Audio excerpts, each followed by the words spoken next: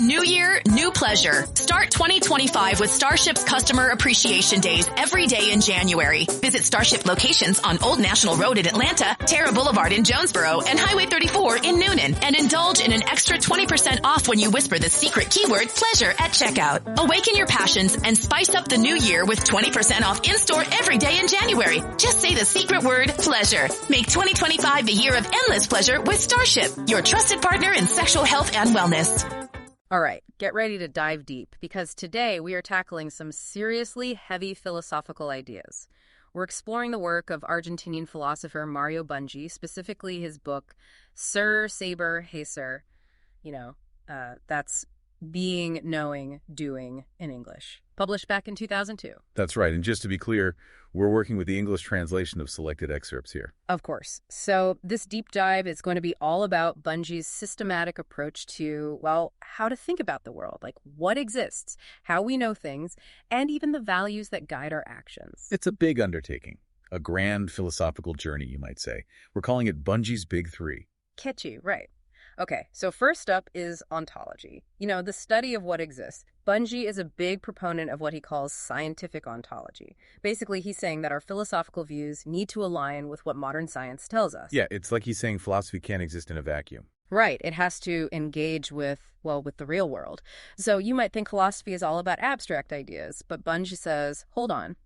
Even something like consciousness, which seems so immaterial, has to be understood in terms of the physical brain. And that's where his principle of materialism comes in. Materialism. So is he saying everything that exists is, solid? Not exactly solid, but material. Either directly material or having a material basis. Okay, so no floating souls or disembodied minds for Bunge. He rejects any form of dualism. That idea that the mind or soul exists separately from the body. Everything's grounded in the physical world. Interesting. But he doesn't stop there, right? Yeah. There's also this idea of dynamism, this emphasis on the fact that reality is constantly changing and evolving. Things aren't static. Exactly. Bunge sees the world as this vibrant web of interconnected processes, always in flux. It's like he's saying the universe is less like a museum exhibit and more like a wild, ever-changing jungle. A jungle. That's a great analogy. Mm-hmm. And to understand this jungle, we need to think in terms of systems. Systems. That's where his principle of systemism comes in. Precisely. Okay, so how does this systemism thing work? Does it mean we should only focus on the big picture, like the whole system and nothing else? Well, not quite. Bunge argues that reality is organized into these systems with emergent properties. Mm. But it's not about just focusing on the whole, like in holism, or solely on the individual, like in individualism.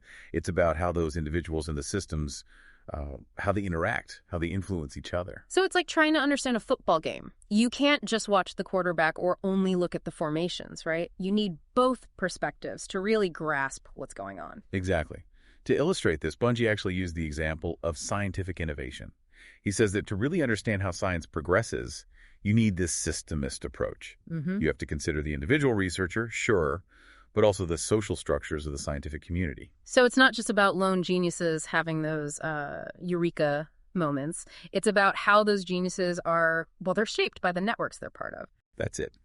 Bunge draws upon Robert K. Merton's work on the ethos of science here, showing how values like universalism and skepticism, organized skepticism that is, are crucial to the scientific process. So science has its own set of rules, its own culture, you could say, that influences how discoveries are made and how knowledge is shared. Right. And without understanding those social structures, we're missing a big part of the picture. Okay, so we've got a pretty good handle on Bunge's ontology. He's a scientific realist who believes everything has a material basis, everything is constantly changing, and everything is interconnected. I think that's a great summary. Awesome. So now let's shift gears a bit and dive into his epistemology, how we acquire knowledge and how that knowledge is related to our brains. This is where it gets really interesting, because Bunge has some pretty strong views about how our brains learn. I'm all ears. Well, he doesn't believe in dualism here either. Yeah. He sees learning and knowing as physical processes happening in the brain. Okay, so when we learn something new, what's going on up there in our brains? He talks about how learning strengthens the connections between neurons, while forgetting weakens them. He's drawing on the work of neuroscientists like Kanzi, Lugaro, Ramon y Cajal, and Hebb. A lot of big names in neuroscience. Wow. So something as abstract as knowledge is actually, well, it's reflected in the physical structure of our brains. That's wild. It is fascinating. And Bunge takes it even further. He says that our brains are wired to learn best when we're trying to solve problems that genuinely interest us. It's not just about passively absorbing information. You have to be actively engaged, wrestling with these problems that spark your curiosity. Exactly. It's like connecting our cortex, where knowledge is stored, to our limbic system, which handles emotions. So when we're emotionally invested, our brains are really firing on all cylinders. You got it. This is making me rethink how I approach learning.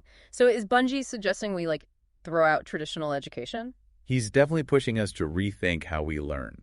If he's right, shouldn't we be creating environments that foster genuine curiosity and that desire to solve problems? It definitely makes you wonder about the best ways to learn, right? It's not just about memorizing facts and figures. It's about actively engaging with ideas and, well, trying to figure things out for yourself. That's a key part of Bunge's epistemology. And he also talks about distinguishing between direct problems and inverse problems, especially in social science. Direct and inverse problems. Okay, break that down for me. What's the difference? Well, direct problems have clear, straightforward solutions. Think about calculating a sum or, baking a cake with a recipe. Inverse problems, though, they are much more complex. So can you give me a real-world example? Imagine you're a detective trying to solve a crime. You've got some clues, sure, but there could be all sorts of suspects and motives. Or even just trying to figure out why a friend is acting distant. There could be lots of reasons, right? So it's like trying to work backward from an effect to a cause. And there's no one right answer. Exactly. And Bunge argues that in social science, we often deal with these messy inverse problems. We need to be very careful about how we test hypotheses. It seems like this could lead to a lot of uncertainty and debate. It does. And it aligns with what's called a realist approach to social science. It acknowledges the complexities of social phenomena. Okay, so we've got this scientifically grounded ontology where everything is material and dynamic. And we've got this brain-based epistemology that emphasizes problem solving. But where do values fit into all of this? That's where axiology comes in, the study of values.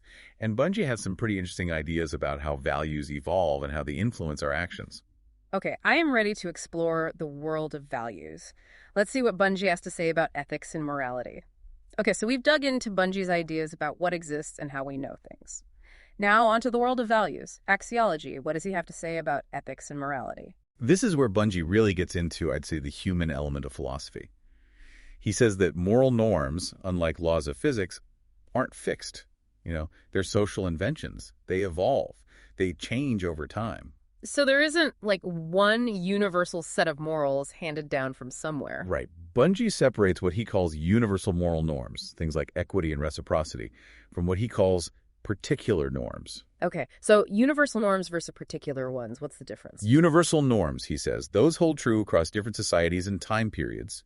But particular norms, those are specific to certain groups or cultures, so they can change, maybe even disappear. That makes sense. Something considered morally acceptable 100 years ago might be totally unacceptable today. Exactly. And he emphasizes that it's only those universal norms that are really sustainable, in the long run. There's a core set of values that any society needs to function well and thrive. But how do we even figure out what those universal norms are? Is it all just opinion? That's the million-dollar question, right? It gets to the heart of any ethical debate.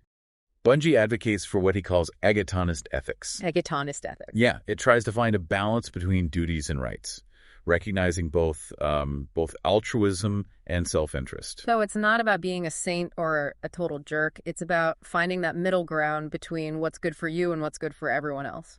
You got it. Agatonist ethics avoids those extremes of pure altruism or pure egoism. It's more nuanced, Yeah. Acknowledges that human motivation is complex. I like that. It feels, more realistic, more relatable. Now, I know Bunge also talks about the morals of science and technology, which feels particularly relevant today with, everything moving so fast. Yeah, definitely.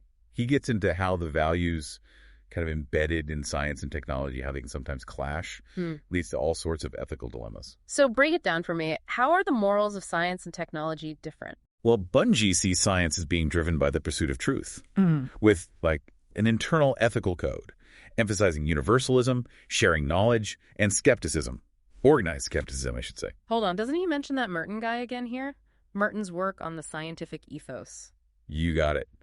Those values that Merton identified, they're key to shaping how scientists do their research and how they interact, with each other. Okay, yeah. So where does technology fit in? Bunge argues technology is more about utility, serving external interests like those of employers or the state. And that can lead to some tricky situations where technology bumps up against ethical concerns. Do you have an example? Well, think about facial recognition tech. Can be used for security, right? Yep. It's beneficial. But also for surveillance and control. Lots of privacy issues there. Wow, yeah. A real double-edged sword. It's not that the technology itself is good or bad, but it's how it's used. Who's in control, right? That's it. And Bunge is a big advocate for democratic control of technology, making sure that those ethical considerations are front and center. So it's not just up to corporations or governments to decide. We all have a say, right? Exactly. Okay, so we've touched on ontology, epistemology, and axiology. I'm ready to see how Bunge applies these ideas to some really specific areas, like quantum physics, which always kind of blows my mind. Quantum physics, this is where things get really trippy, right? Particles popping in and out of existence, uncertainty, it's all happening at a level we can't even see. You're telling me.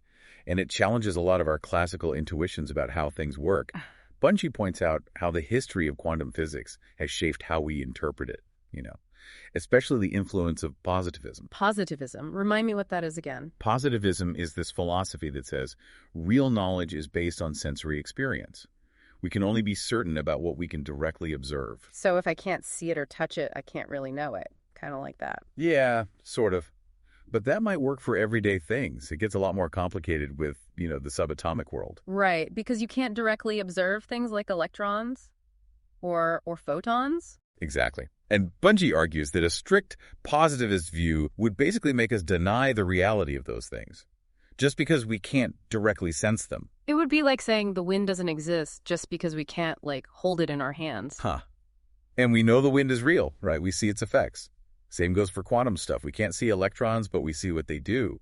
Electricity, magnetism.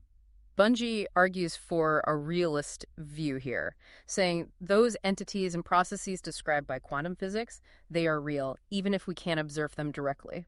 Okay, so he's saying our scientific theories should try to describe reality as it is, not just our limited perception of it. Makes sense, but things are definitely getting more complicated now. Oh, yeah. And this is super clear in the whole Bohr-Einstein debate about the nature of quantum mechanics. Ah, yes, the famous God does not play dice debate, right? You know it. Einstein just couldn't accept the randomness, the uncertainty built into quantum mechanics. And Bohr, what did he think? Bohr said the theory was complete, but it didn't really represent reality itself. Thought it was just a tool for making predictions, not a description of what was actually happening. So totally different ways of understanding the same theory. Where does Bunge stand on all this? Bunge. He's got a fascinating take. Says both Bohr and Einstein were right and wrong on some points. Hold on. How can they both be right and wrong? That's like saying yes and no to the same question. It does seem paradoxical, right? But Bunge says Bohr was right about quantum mechanics being valid as it is, no need to add classical hidden variables. Agrees that the theory works as a predictive tool. But he disagrees with Bohr's idea that quantum mechanics doesn't describe a reality independent of the observer. So he agrees with Bohr about the theory itself, but not about the implications for reality. Exactly. Now, with Einstein, Bunge agrees that a physics theory should at least kind of represent reality, but he disagrees with trying to force quantum mechanics into a classical mold, by adding things like precise particle trajectories. It's like he's trying to find a middle ground between these two opposing views. He is. He thinks quantum physics does support realism, but it requires us to shift away from classical thinking. We can't just try to make quantum phenomena fit our usual way of seeing the world. So we need to, expand our thinking to really get quantum physics. Precisely. Now, Bunge also points out that neither Bohr nor Einstein really nailed down what they meant by reality or causality, even though those ideas were at the heart of their debate. So they're arguing about the rules of the game without agreeing on what the game even is. That's a great way to put it. And that leads to a lot of confusion. He emphasizes that we need to be clear about the philosophical ideas involved in these debates. Otherwise, we just end up with misinterpretations. Define your terms first, people. Something like that. Exactly. Now, this brings us to another interesting part of Bunge's analysis, the role of causality and atomism in quantum physics. Okay, I'm following so far. But atomism, I thought that was just the idea that matter is made up of atoms. You're right, that's the basic idea. But Bunge uses it more broadly here to refer to the idea that reality is made up of, these fundamental units.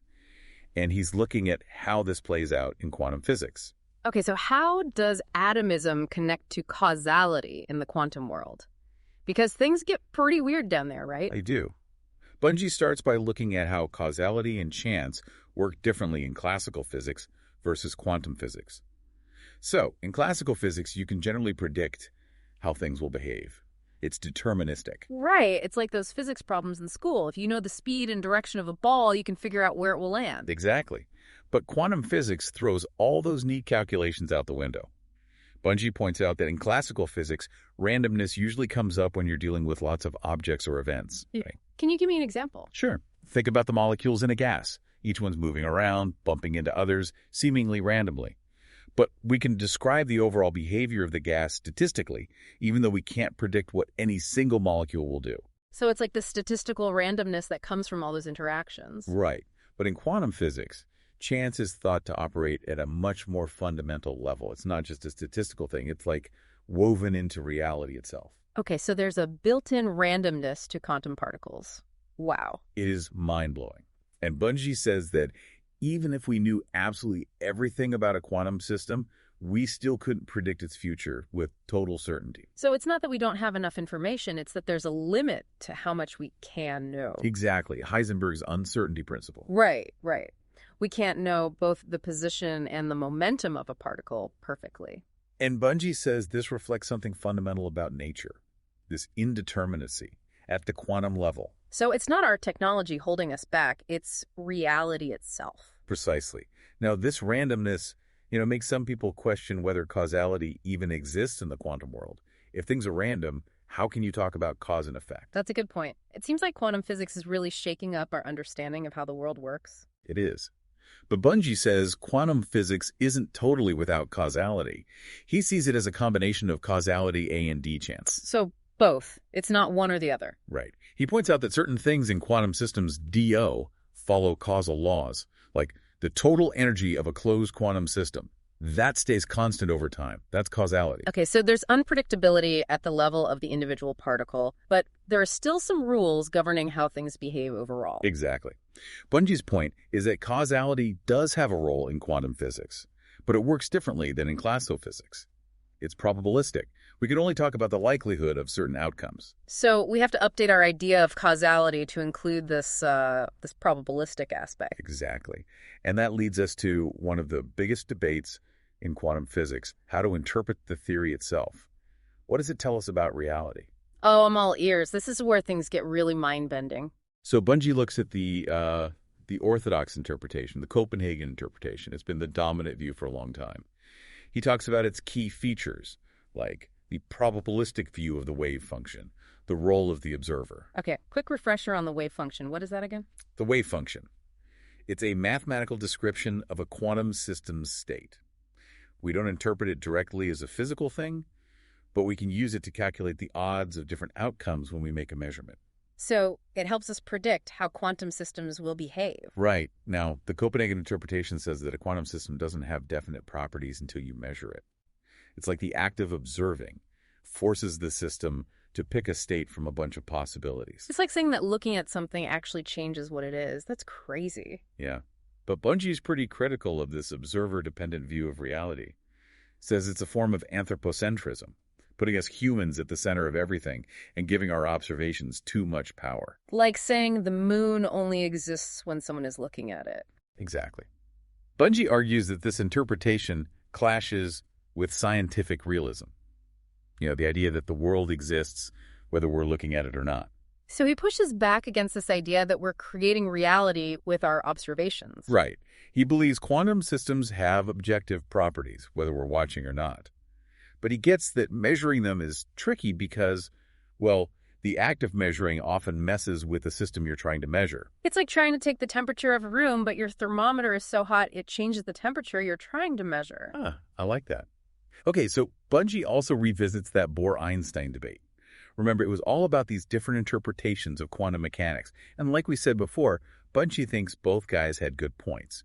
But we need to move beyond this debate. So where do we go from here? If we shouldn't pick a side, how should we be thinking about quantum mechanics? Bunge advocates for something he calls quantum realism. It recognizes those weird counterintuitive things in quantum physics, but holds on to the idea of scientific realism. Okay, unpack quantum realism for me. It's basically saying, yes, the quantum world is strange, and it doesn't always fit our common sense. But that doesn't mean there isn't a real world out there that exists independently of our minds. So it's a kind of realism that's okay with the strangeness of quantum physics without getting all mystical. Right. It says, let's take quantum mechanics seriously as a description of reality, but let's be super careful with our thinking. No slipping into anthropocentrism or subjectivism. This has been, wow, a fascinating look at Bunge's take on quantum physics and what it all means. I feel like I have a totally new perspective on it now. But Bunge doesn't stop there, right? He applies all this to other things, too, like psychology and social sciences. He sure does. Bunge's project is massive. He wants to show how a scientifically grounded philosophy can help us understand everything about human knowledge and experience. And yeah, that includes how our minds work and how we form societies. Okay, so after that deep dive into quantum physics, my brain as well, it's definitely doing a happy dance. Bunge really tackles those mind-bending ideas head on. But we're not done yet, right? He's got a lot to say about psychology and the social sciences, too.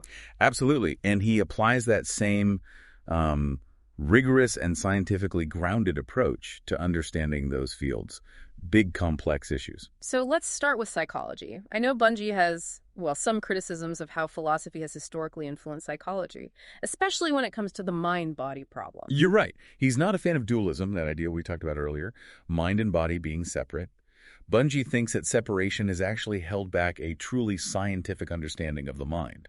Okay, so how should we be approaching psychology then, if not through this traditional mind-body lens? He argues that modern psychology, especially biopsychology, is really committed to, well, to materialism and systemism. Wait, those terms ring a bell. Those were his big principles for ontology, right? So he's saying they apply to the mind as well. Exactly. Mental processes, they have a material basis in the brain, just like everything else. And the mind isn't some isolated thing. It's part of a larger system, biological and social. So our minds are shaped not just by, like, our genes and brain chemistry, but also by our interactions with the world, our culture, our relationships, everything. That's it. And that has implications for how we understand even things like memory or reasoning. You can't ignore the role of emotions and motivations, even when studying those higher-level cognitive processes. That makes sense. Trying to understand a car engine without considering the fuel that powers it, that's not going to get you very far. Perfect analogy.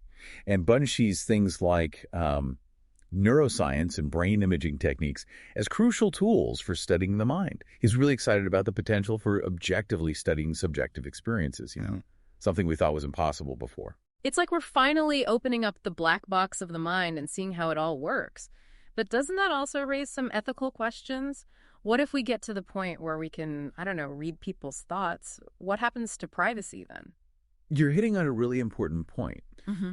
And Bunge does acknowledge those concerns. He just stresses that while these advancements in neuroscience are amazing, we have to be super careful how we develop these technologies, how we use them. It's like any powerful tool. It can be used for good or for bad. Responsibility is key. Okay, so that's Bunge's view on psychology. Now, what about social science? He's got some thoughts on how that field should be approached too, right? He does. He sees social science as the study of social facts, which always involve those interactions between individuals.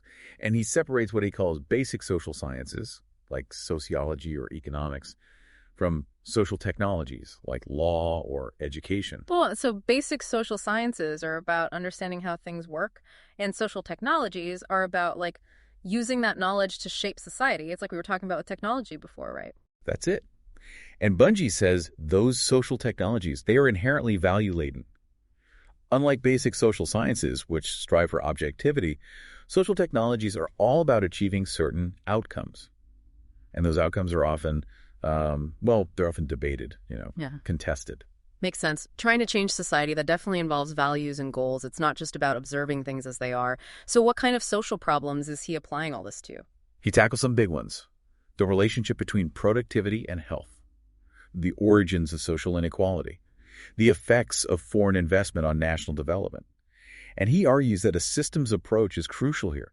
Can't just look at individual factors. Got to see how they all interact within a system. Can you give me an example? Sure. Let's take that relationship between productivity and health. He draws on the work of economic historian Robert W. Fogel, who showed that economic productivity isn't just about technology, but also about things like nutrition. That's interesting. I mean, if people are malnourished and unhealthy, they're not going to be very productive. But I never really thought about those things being connected on such a big scale. Easy to miss those connections if you're not thinking systemically. Bunge says that during the Industrial Revolution, those improvements in nutrition and public health were just as important as technology when it came to driving growth. So it's not just a one-way street, right? Economic productivity influences health, but health also influences productivity. They're intertwined. It's a feedback loop. And Bunge argues that this systems thinking is key for understanding those complex social problems. Can't just treat the symptoms, right? They got to address the underlying causes, like having a leak in your roof. You can mop up the water, but eventually you have to fix the roof itself. Exactly. Now, he also uses this systems thinking to understand where social inequality comes from. A problem that's been around forever, right? It's such a multifaceted problem. How do you even begin to understand something like that? Bunge looks at all sorts of mechanisms. Social stratification, inherited wealth, unequal access to opportunities, education, healthcare, things like that. So it's not just about individual effort. It's about these larger systemic factors that create and maintain those inequalities. Right. And he points out that these mechanisms often work together. They reinforce each other, creating a vicious cycle of poverty, limited opportunities. It's like a system that's rigged against certain groups. And lastly, I know he also talks about foreign investment and national development, always a hot-button issue. It is. And Bunge approaches it, he approaches it with nuance, as always. Yeah. Acknowledges that foreign investment can bring good things, right? Capital, technology, even jobs. But there can be downsides, too. Environmental damage, exploitation, even a loss of economic control. It sounds like one of those it depends situations. Got to weigh the pros and cons. Exactly. And Bunge points out that those effects of foreign investment, they depend on all sorts of things. The type of investment, regulations, the overall economic and political context. So no easy answers. It's not as simple as saying foreign investment is good or bad, right? Right. Much more complicated than that. You got it. And that's where that systems level approach is so important. Can't make sweeping generalizations. Got to pay attention to the details, the nuances of each situation. Okay, so big picture time. What's the overall message? How does all this tie together? Well, I think the running theme throughout Bunge's work is the importance of a scientifically informed approach to everything, including social science. Social scientists should be using the best evidence they have, rigorous methods, testing their ideas against the real world. He's calling for the same level of rigor that we see in the natural sciences. Like, we can't just rely on ideology or gut feelings when trying to understand society or solve social problems. We need to use evidence, sound reasoning. That's it. And Bunge sees philosophy, real philosophy, as playing a key role in this. It gives us the mental tools, the critical thinking skills to understand the world around us, to identify those problems, and maybe even to find some solutions. So it's not science or our philosophy, it's both. Together, they give us a more complete understanding of reality. That's a great way to put it. Bunge's being, knowing, doing, it's a call to action, Think systematically, see the world as this web of interconnected things, and use the best of science-aided philosophy to navigate it. It's a challenging read, no doubt, but so inspiring. Makes you want to learn more, engage with the world in a deeper way. It's like he's giving us a new pair of glasses to see everything with. I think that's a perfect way to describe it. And we've just scratched the surface here, of course. Bunge's work is so rich. But hopefully this deep dive has piqued your interest, given you some food for thought. Definitely has. I know I've got a lot to think about. If Bunge's right and science can inform not just what we know about the world, but also our values and how we even learn, well, that's huge. What does it mean for how we deal with big problems like climate change, social inequality? How do we bring scientific knowledge into our decision-making processes? These are questions worth pondering as you keep exploring Bunge's ideas. Until next time, keep on diving deep. A strong host game needs a strong wing game. Add Popeye's wings to your game day spread, and the crew won't just be cheering, they'll be salivating. With 8 bold, crispy Louisiana flavors to satisfy everyone's taste buds, our wing game is strong enough to always get you the W. At $5.99 for a 6-piece, order bone-in or boneless for your next watch party. Someone just wrapped up the title of Most Valuable Host. At participating U.S. restaurants, price may vary, tax extra.